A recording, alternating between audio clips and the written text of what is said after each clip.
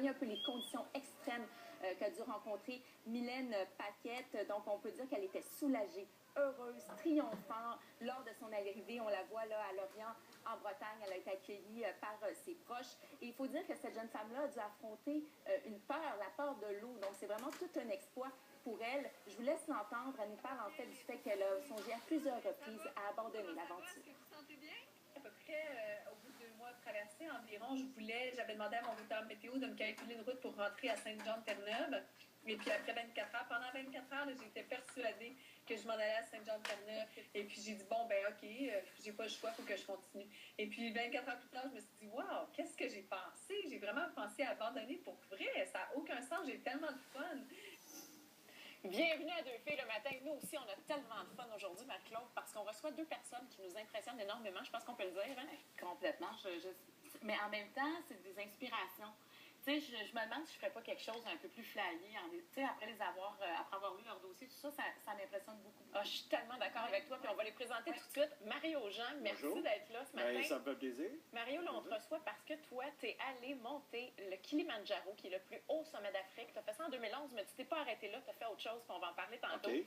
Et Mylène Paquette, toi, tu es la première nord-américaine qui est allée traverser seule à la rame l'océan Atlantique Nord. C'est vraiment impressionnant. Tu es vraiment devenue une star suite à ça, on peut le dire. Ben, je sais pas, mais vu de l'intérieur, c'est juste que j'ai fait plus de médias qu'avant. Je sais pas, mais bon, c'est vrai qu'on me reconnaît sur la rue maintenant, c'est un peu étrange. Mais ça te fait quoi, ça, quand les gens disent « Ah, oh, Mylène, on veut une photo? » Ben, c'est pas parce qu'avant, comme je disais à Mario, tantôt avant, on disait « Maudit que t'es folle ». Maintenant, on dit « félicitations ». Donc, ça change un peu. Ils ont changé de vocabulaire un peu. Dis-toi que j'avais vraiment envie de te dire que t'étais folle, par exemple. Ça, Non, mais moi, là, quand je t'ai vu, la première fois que je t'ai vu, c'était à Penelope McQuaid et tu racontais, tu sais, ton périple qui s'en venait, tu avais le cœur Diouf.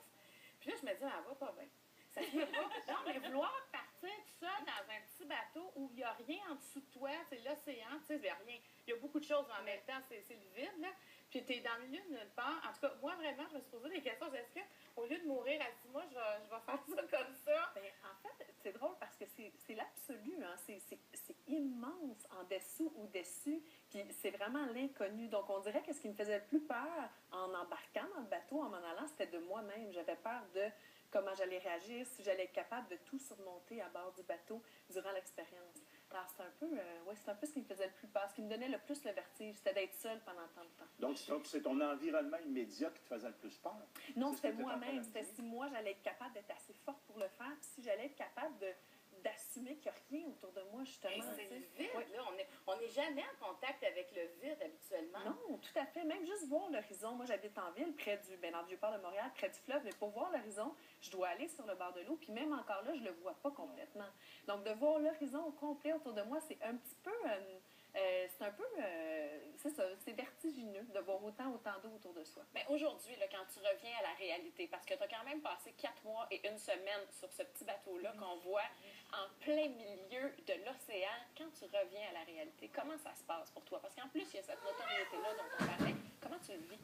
Ben en fait, c'est sûr que ça a été comme un choc, hein, arriver sur Terre. Bon, vous avez vu des images tantôt, là, j'étais beaucoup plus faible en arrivant, j'étais plus mince aussi, j'avais perdu beaucoup de poids, beaucoup d'eau, j'étais déshydratée, mais j'allais quand même bien, là, grosso modo. J'ai eu, tu sais, il y a beaucoup de monde autour de moi qui me touche et tout, donc le choc, c'est comme une naissance, on dirait. Tu sais, je suis arrivée sur Terre, tout le monde me voulait, tout le monde voulait me parler, tout le monde me demandait mes impressions, mais j'ai apprivoisé ça parce que j'ai eu quelque chose comme 24 entrevues la veille de l'arrivée, une vingtaine encore au téléphone la journée de l'arrivée, des conférences de presse à l'arrivée, donc ça a été comme un petit peu plus à tous les jours. Et puis quand je suis arrivée, ben, en France, c'est ça, j'ai resté là-bas 10 jours, je suis revenue au Québec, il y avait une autre tournée média, je suis retournée en France, en Angleterre pour aller voir le Queen Mary, faire une conférence à bord du Queen Mary, donc ça a toujours été... Parce qu'il faut dire que les gens du Queen Mary t'avaient aidé, ils étaient allés te ravitailler. Exactement, Ah, oui, okay. Ouais. Alors, je suis allée faire un petit tour sur le Queen Mary. J'ai fait un petit peu de médias aussi en Angleterre. Donc, ça a toujours été... On dirait que j'ai jamais eu de pause depuis que je suis arrivée. Parce que je regarde les images, là, puis je trouve... T'étais là-dedans, là. Je touche à toi, là, qui était là. Toi, Mario, est-ce que t'es troublé quand tu regardes ça? Moi, je veux dire aux gens qui nous écoutent, là, je suis ici, là. J'ai accepté votre invitation de parler de ce que, oui, du Kilimandjaro, c'est rien par rapport à ça. C'est complètement débile, ça, là. Moi, écoute, ça m'impressionne vraiment, ce que tu as fait. On suivait un petit peu à la maison, dans les journaux, dans les médias, tout ça. Je disais, voyons donc, c'est incroyable. Sur la mer, À moi, il n'y a rien de plus impressionnant que la mer. C'est tellement intimidant, la mer, c'est tellement fort. Les vagues, la profondeur, comme on dit, l'immensité de ça. Mais juste les vagues, c'est impressionnant. C'est un Et défi seule, Mario, elle l'a extraordinaire. fait seule. C'est ça, à rame.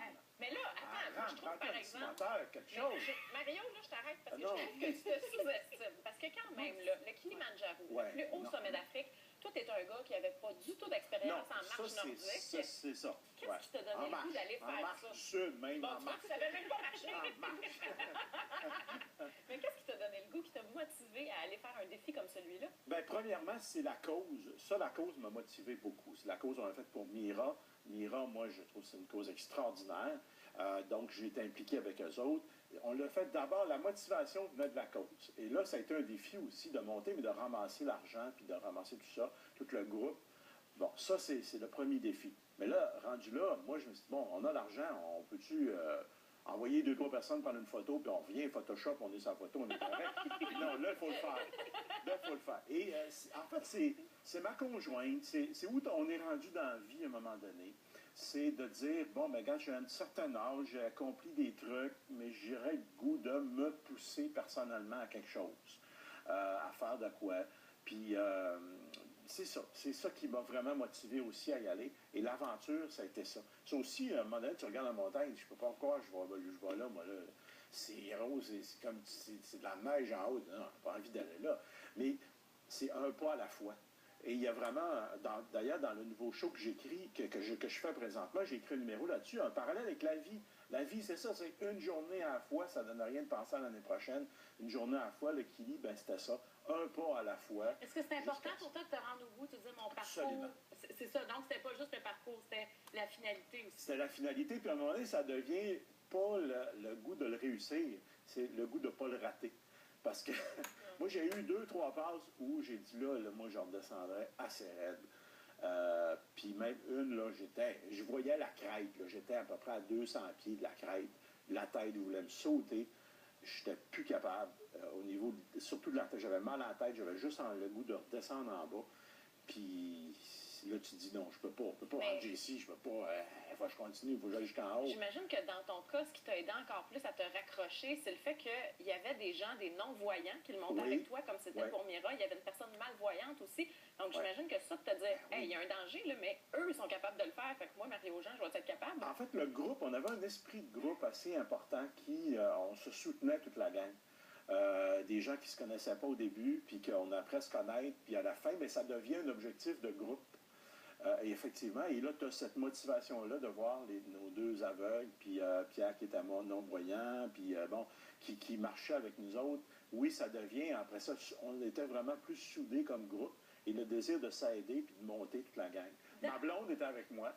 Fait que là, c'est pas comme pour lâcher non plus, là, tu sais, à tout bout de champ. Ça commençait-tu un peu, je Ben, tu sais, à tout bout de champ, en tout cas, fait que là, tu y vas, qu'est-ce que tu veux? Ta blonde, elle savait marcher avant. Ah ouais, mais ça, c'est vraiment plus, c'est elle, son trip aussi. C'est le marché, c'était plus elle aussi. Là. Elle était très motivée à faire ça aussi. Puis je ne l'ai pas suivi, mais mettons que je suis embarqué un peu aussi avec elle. Ça a été une belle condition pour que j'embarque. Bien, là, tu parles de tes moments de découragement. Mylène, tu sais, toi, quand les gens te rencontrent, j'imagine que tout le monde te dit hey, bravo, tu n'as pas abandonné, bravo. Comment tu réagis à ça? Bien, en fait, c'est drôle parce que moi, j'avais pas accès à mes réseaux sociaux. Je pouvais envoyer des courriels, envoyer des photos, mais je pouvais pas downloader, si vous permettez l'expression, d'aller sur Internet, en fait, puis d'aller voir moi-même sur les réseaux sociaux les commentaires. Ça aurait coûté tellement cher de le faire moi-même. Donc, mon équipe au sol me disait tu as tant de likes sur ta page aujourd'hui, tu as tant de commentaires, tu as 300 commentaires qui disent lâche pas, lâche pas, lâche pas. Puis des fois, j'étais frustrée parce que je me disais ça veut dire quoi, ça, pas lâcher? Pas lâcher, c'est quoi? Puis après 2 mois, quand je parlais au début de l'émission, du moment où est-ce que j'ai vraiment pensé tout abandonner, j'ai demandé à mon routeur météo de me calculer une route pour rentrer à Saint-Jean-de-Terre-Neuve. En fait, c'était ça, je lâchais. Mais bien avant ça, il y a beaucoup de moments où j'ai lâché les avirons, j'étais fâchée, ça avançait pas, je rentrais dans ma cabine, je pleurais, ça avançait pas, mais aussi énormément de moments où j'ai lâché mon attitude, où j'ai juste dit ça marche pas aujourd'hui, puis j'étais négative toute la journée, puis je chialais dans ma tête, je ruminais. Puis ces moments-là, c'est les plus difficiles parce qu'on, tu sais, on dirait qu'on se laisse abattre, Puis c'est pas vrai que j'ai pas lâché. J'ai lâché régulièrement jusqu'au jour où j'ai compris que ben tout partait de moi. Je peux pas contrôler ce qui se passe à l'extérieur. Je peux pas contrôler la météo, les vagues, le vent, mais je peux contrôler ce qui se passe en dedans du bateau puis en dedans de moi. Donc, c'est ça qui m'a le plus aidé, de prendre conscience de ça, que pas lâcher, c'est l'attitude qu'on lâche pas. Ouais. Puis il y a des moments où tu as célébré aussi, tu as fêté ton Oui. anniversaire sur le bateau. Oui, puis j'ai eu des super belles surprises. La journée de ma fête, j'avais des baleines qui nageaient avec moi oui. près du bateau. J'ai eu des super beaux vents, des belles conditions pour ma fête. J'ai célébré mon 58e jour parce que c'était mon record de nombre de jours passés en mer. J'ai célébré le jour 100, la journée où le Queen Mary est venu aussi. Alors, il y a eu des beaux hauts aussi. Il y a eu des bas, mais il y a eu de grandes joies aussi. As-tu eu peur de perdre ta santé mentale à certains moments donnés? À un moment donné, oui, parce que c'est sûr qu'on peut avoir des hallucinations des fois, mais c'est surtout dans les cas où les navigateurs sont longtemps seuls, qui ne sont pas vraiment... tu sais, ils ne mangent pas bien, ils sont extrêmement fatigués et tout. Donc, j'ai pas eu d'hallucination, mais j'ai eu peur. J'ai vraiment eu peur. À un moment donné, c'est que tu te mets à avoir peur de toutes sortes de choses, puis tu te raisonnes, puis tu te dis, OK, ben je peux pas avoir peur du feu. S'il y a le feu qui prend dans le bateau, j'ai telle procédure. Si j'ai un problème électrique, j'ai telle procédure. Si je manque mes communications, j'ai telle procédure. Mais il y a des choses desquelles j'avais peur. J'ai commencé à avoir peur des zombies. En plein milieu de la mer, j'étais dans Il y en les a eaux. beaucoup, hein? Mais c'est pas des hallucinations que Non, mais j'ai vu des choses comme des espèces de lumière, des ondes passer sur le pont. Puis je me disais, mais là, je suis dans les eaux du Titanic, puis là, ça commençait dans ma tête. Ah, tu voyais le Titanic, là? Ben non, mais je voyais les morts en dessous de l'eau là, qui hantaient ouais, la mer. Puis là, je me zombies, faisais des Brad Pitt imaginations. passer courir après les zombies. Oui, mais non, mais quand t'es seul sur l'océan, Non, je comprends. tu fais des peurs, puis là, Ah oui. tu nourris ces peurs-là, puis la portée-tu barrée, tu sais. Non, mais ça, c'était vraiment difficile à gérer. Donc, Ce qui j'en est assez parlais. ridicule. C'est tellement Tu es ridicule. assez tout seul sur l'océan. Oui, Tu te c'est ça. soucies si ta porte est barrée. Oui, personne peut C'est rentrer. spécial, hein?